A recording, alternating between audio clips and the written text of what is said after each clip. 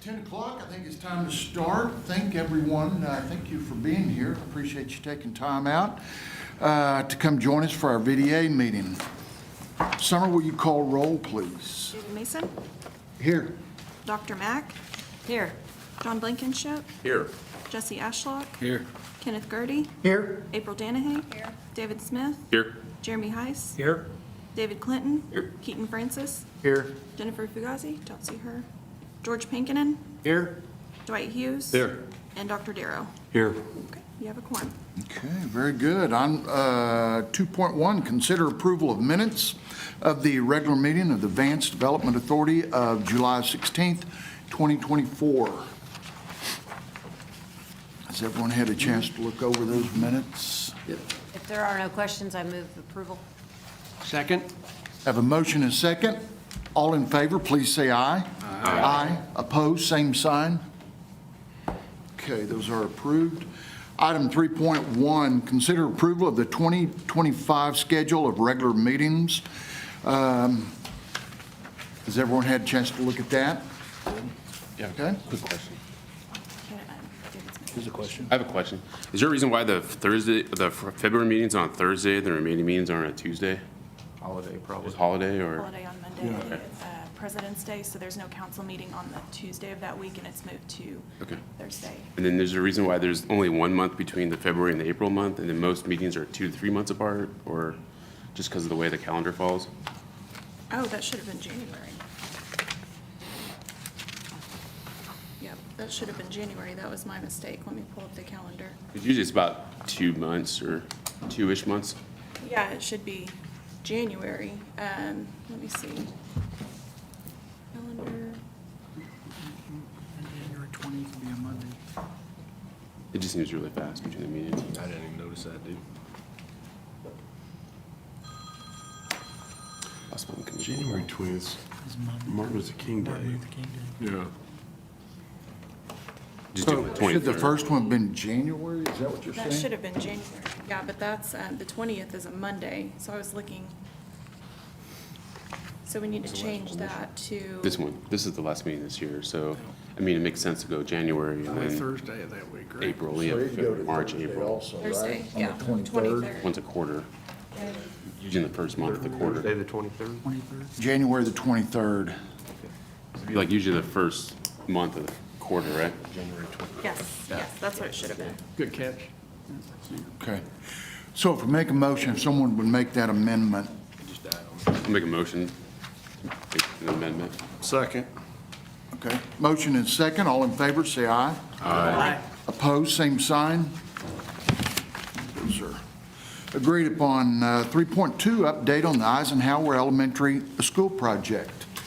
First of all, I'd like to thank our superintendent, Mr. Darrow, for all of the work you guys have done. I know that it's been bureaucratic issues and all of that, but we appreciate all the work because at the end of the day, it'll be a good product. When we met this morning at Vance, I know, and if you have anything to say too, but really all the discussions that we've had back and forth with OLDC and the SAF-IE office, the Assistant Secretary of the Air Force for Installation, Environment, and Energy, and of course, they're trying to get the numbers right and all that.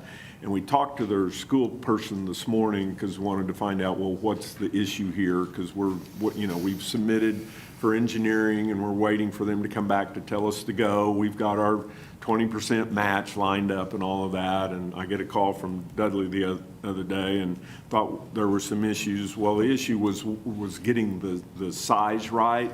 And they understand that you're redistricting and all that. That's a plus for you. And the Air Force, naturally, their side, because that base or that school used to not be on base. It is now, but we know what the numbers of Vance schools are, but there's also the need to do what it is you're doing. So there is a number now that they've got that they've submitted back to the SAF-IE's office. So unless there's other questions on that, I think then that will, they'll come back and be accepted so we can do that. Is that kind of the explanation? So, but again, the long term, as I told the wing commander this morning, the way we look at it, we want a new school, for Vance and Enid. So we're doing everything we can. And so I appreciate all the work. And George, the money that we've got from the state, because almost all of our projects are local, state, and federal levels. So it's going to be a good project. So that's moving forward. And I know Dudley and I, we've had many discussions. Some of them have been here positive, some of them have been down here, but that's how we get to the end of it. So I appreciate your efforts. You bet. Dudley, you want to add anything to that? Just, we are grinding away on it, and progress is slow, and, but had a good phone call, conversation with the Jay of the Department of Defense last Friday, followed up with Coop. So, yeah, we're good. We're in the application portal stage. I've been told that once you get to the portal stage, it's gonna get done. It's just tedious getting there, but we're ready to go.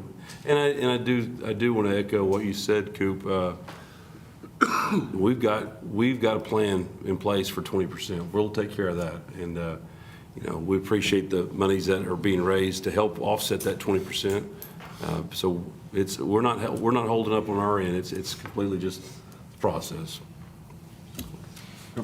Any other comment on the school? All right, very good. Item number 3.3, update on the current military construction, MILCON appropriations on the squad ops facility. Mike? And as you all know, that's the one to take care of some of the temporary facilities we have out there. And last year, we got the 8.4 million or whatever for engineering design.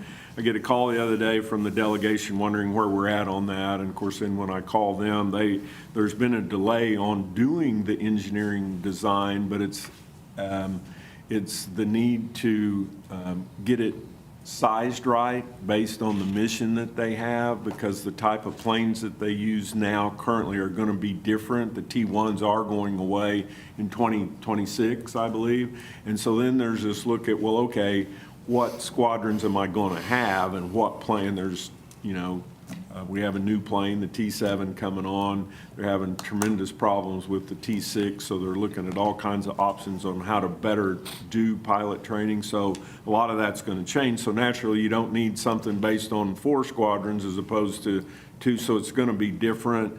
And they do have submitted their plans, as I understand it, to ATC, so there'll be a new look at that. I think you'll see shortly after next year that they'll start that engineering design work.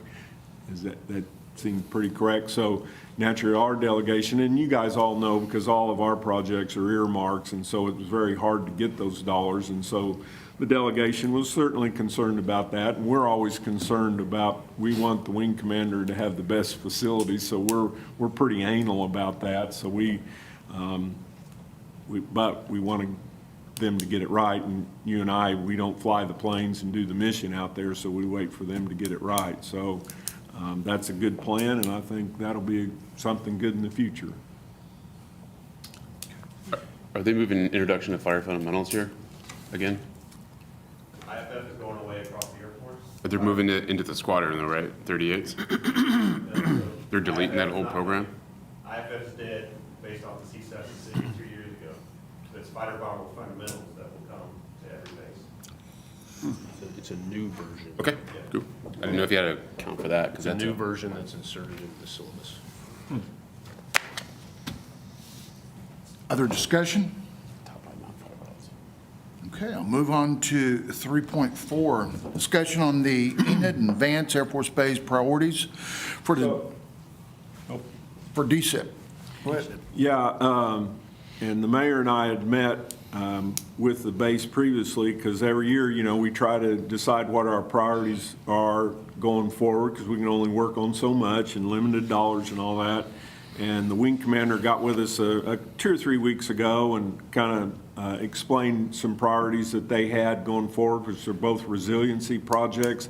One is a water line, the other one is restructuring or re-networking their power to make, and it's not just good for them on the power issue, it's also good for the city of Enid. So this morning, we had the engineers and the leaders from OG&E out there to hear this same discussion. And essentially, if you have a power station on the east side and one on the west side, and then Vance has theirs, if you do some things and do a line off of Southgate into the base and tie these together, and it's a little more complicated than this, but me not being the electrical engineer, is if you tie these entities together, then there's ability to transfer the power and have 3 redundancies instead of the 1 power source feeds Vance at the moment. So in that discussion, we've got the OG&E people are going to start looking, once they get a letter from them, requesting to look at this resiliency solution, which gives them more options of power feeds into the base.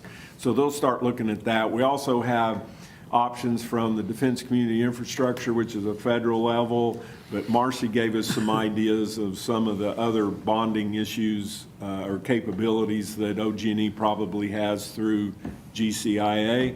So it's where they essentially borrow the money at a low interest. I think ratepayers actually pay that off over a 30-year period, I think. But but anyway, so they'll look at that. We'll also hold out the possibility of DSIP for that, because it is something that we want to assist them doing. The water project essentially is, they put a new tower on the base, removed all the galvanized piping on the base, and because of our old galvanized pipe from Meadow Lake that feeds them, it depreciates the chlorine levels to such a level that it's not good. So there's a need to replace that. But if we replace it appropriately from Meadow Lake, as I understand it, towards Cleveland, and his engineer and his expert out there will work with Gerald and his folks to figure all that out. But essentially, if you replace that water line towards the west side, and it gives them a better ability, not only for better water, but also better pressure. And I'm not going to go through that explanation on the way the water levels are, Mayor. I don't know if I got all that, but I Pressure planes. Pressure planes, okay. I understand some of that, but anyway, so those are the 2 projects, 1 water, 1 power, and they're both resiliency. So we'll figure out the costs on those, and then we'll figure out, how do we do that? And then again, like I said a moment ago, we always leverage community, state, and federal level jobs or monies to do these type of things. But these are things that we'll certainly, Colonel Throckmorton will work on them and make them happen. Any other discussion on this topic? Okay. Item 3.5, update on Enid Woodring Regional Airport Facilities and Oklahoma Strategic Military Planning Commission. Keston? Morning. So, of course, with the DSIP projects that we have going on currently, finally pretty much finished. In fact, knock on wood, after tomorrow's 9 a.m. final inspection with the consultant engineer and the contractor, they will be officially signed over to us. Only other thing that we have to do is we have a contract in place already to get a fire panel and a dedicated electrical line ran over to it for the joint use hangar for the sprinkler system, which was not originally included in the contract with the original contractor. We learned during the construction process that the fire marshal would want to see that. We had the option to get a change order with the contractor to make them do that, but it was determined why pay a contractor to do something that I could, call companies and have them do it and cut out the middleman.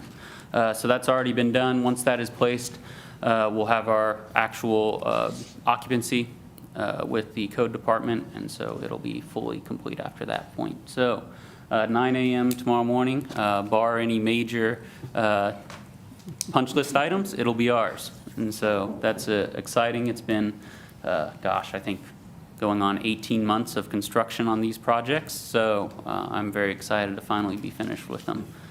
Total project cost, I think, with change orders, engineering, and construction was just shy of $6 million. So a big project for the Enid Woodring Regional Airport.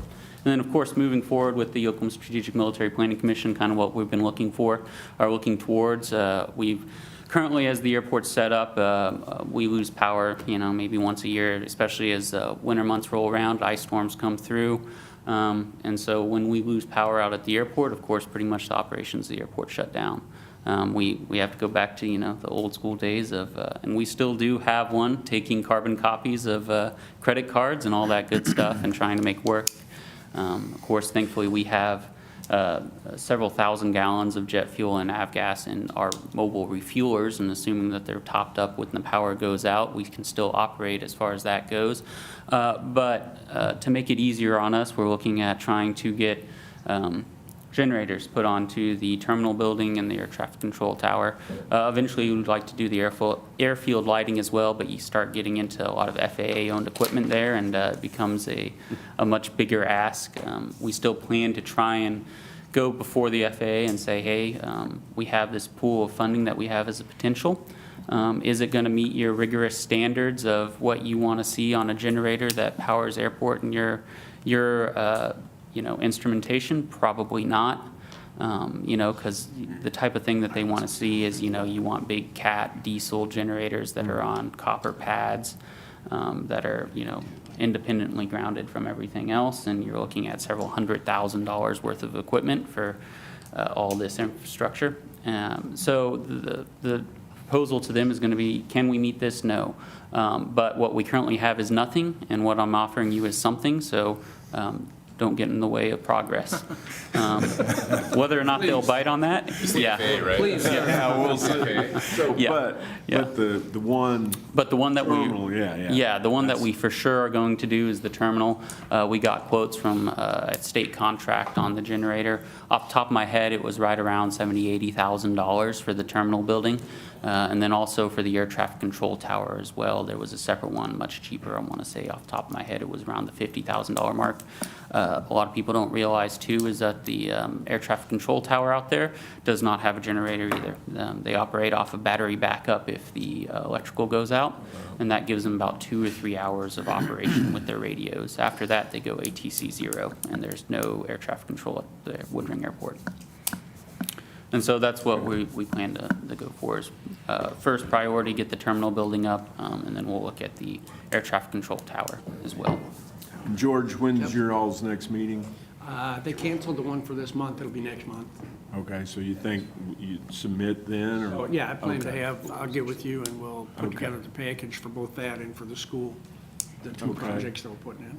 And then the other thing, we had how much was it, 2 million left over for the Yeah, so there was. workstation radar is what So I the call it. P3 that we have, actually, there's an item on the agenda tonight with the city council to repurpose part of those funds towards the phase 2 of the South Ramp project. So original South Ramp project, $3 million project that reconstructed the front half of the South Ramp and the first half of those South Ramp hangars. Phase 2 would look at doing that back half of that ramp and hangars, about $2.5 million project off the top of But my head. you're going to utilize $1 million of that. And $1 million of that, And correct. then I know we've worked with Jeremy Stoner at the state Mm-hmm. they have a solution at an Ardmore Airport. Correct. Project. I think it's lighting. Mausers, But- medium but- intensity one, right? So anyway, because as I understand it, that while they may not use it a lot, Vance does hit that, or could possibly use that runway. So they've asked if we shifted the other part of that 2 point whatever million left over to that. And I know the wing commander gave me a letter this morning, for that. So Yeah. that'll be done. And Colonel, as you know, once there is a solution, we'll work to, get that done. So. Yeah. And Jeremy, the guy at the state, will work with us as well to do that, so. Yeah, we've spoken to Jeremy Stoner about that as well. As soon as there is a solution in place with the FAA, which is what we're waiting on, unfortunately, we will come back and try and get one of those radars placed into our tower using P3 Have they funds. given you any kind of timeline? Would I hold my Several breath on? times. Yes. Several We started times. talking about this a year ago? Yeah, no, I think at this point, by the end of this year, they're currently in the process of soliciting contractor, input on what they think that the solution should be. So they should have a contractor identified by the end of this year with a potential solution. Now, the actual implementation of that solution won't be until the following year after that. If you I don't know, cross your fingers, hold your breath, and spin on one foot, maybe you'll get it. But I wouldn't hold my breath on that. Okay. Okay.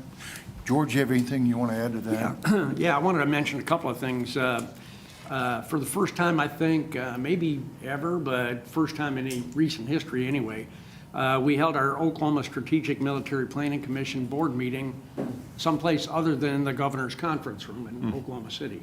We held it at Woodring Airport. We did that because I convinced the other commissioners on the commission that we ought to go out to the field and actually take a look at what happens with the money, where's the money go, and what kind of good has it done. And I offered to be the first to host that. So we hosted it both at Woodring and part of it at Vance Air Force Base. That went over really well. We had a meeting, lunch at the airport, thanks to the city, appreciate that. We briefed the Enid Vance, briefed them on the Enid Vance improvements that have taken place over the last 20, 25 years. Mike Cooper kind of did a great job there. So we started out with, you know, the extension of the runway and all the hangars and everything that's been done, not only on base, but off base in the community that's helped Enid. They were really, really, really impressed with all of that. From there, we did kind of a tour of Woodring. Keston helped us out with that. We were on a Surrey provided by Vance, appreciate that. And kind of looked over what was going on, both what has happened in the past and what's coming in the future and what's being done right now at the airport. So that was a great job. After that, we just stayed on the bus and went out to Eisenhower. We're met by Dr. Lintel Murphy. She gave us a good look through the school there. It really makes it easy when you're trying to sell something to a commission if you can walk in and say, okay, this is the school we're trying to help with. And they can take a look around and they can kind of feel, yeah, we probably need some upgrades here. But it's a lot different than just standing in a room saying, yeah, we need a new school. Okay? So that really did help a lot. The school was in good shape. So it's not a matter of condition or cleanliness or anything like that. It's just an old school. 64 years old. Yeah, that's right. That's right. I used to think that was old, but I'm not, Yeah, exactly. For building. not so much anymore. No offense. Anyway, great tour. That really helped out a lot. And we have had votes with the commissioners that have come down to 3-2 votes, 3-4, 2 against. And this really does away with the chance that I might run into commissioners that don't support my project because I was able to show them. So I appreciate all the work that went into that, and I think it'll pay benefits for us. After that, we got a tour of the base and some sim rides, thanks to Ashley Hendricks and Colonel Miller. Appreciate that. Was really done well. In fact, the staffer for the OSMPC is a young lady, I don't know, early 20s, but she got in that sim and she started riding around. I think you probably got a pilot coming, I'm not sure. Anyway, great time for everybody. Could not have gone better. My thanks to Mayor Mason, City Manager Gerald Gilbert, Mike Cooper, Keston, Lintel Murphy, Ashley, and Colonel Miller for all the work that they did to do that. The commissioners were all totally impressed. The tour in Eisenhower, like I said, really is going to help out a lot. So we set the bar pretty high. I think our next trip is going to be down to Tinker to see what it is they need. And they're wondering how we're going to compete with Vance. So anyway, thank you for that. And you already covered the funding priorities that are coming up for this year. So. George, thanks for setting that all up. I'm like you, I think that will eventually pay a lot of dividends. Oh, yeah. So we appreciate you doing that for us and, Yep. and setting on that committee. Thank Yep. you. Any other questions, comments? All right, 3.6. Thanks, Keston. Discuss the Association of Defense Community Installations Innovation Forum. That's the Defense Community's annual meeting that they have, and it's usually in San Antonio or another location specific to some, off-base solutions, I guess. But it's the opportunity for the association to bring communities and states into one location. You bring the Department of Defense folks that we all work with, the installation secretaries or the Assistant Secretary of Installation, environment in energy. The clearinghouse folks will be there. Anybody and all the services too will be there as well to have these discussions. And the folks inside the Pentagon that we work with, the appointed folks, this is an opportunity to talk about your solutions, whether it's DSIP, the Defense Community Infrastructure Programs, intergovernmental support agreements, how you can do it. Some communities or states aren't doing it at all, and it gives them ideas on what to do or how to better sharpen it is what it is that you're doing. The Office of Local Defense Community Cooperation do a town hall thing where they discuss not just building schools on base, but all the other things that they do as the liaison between the Defense Department. So it's a great opportunity for people to be there and connect if you want to have good community-based relationships and how to get things done. So that's the last week of this month in San Antonio.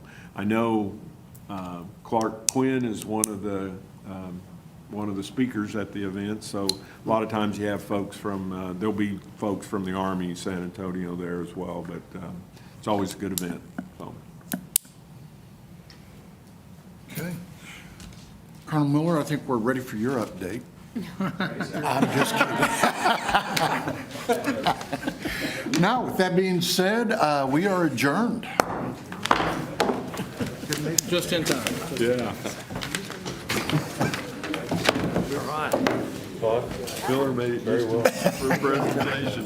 What I need to do to North Dakota. Oh, my God.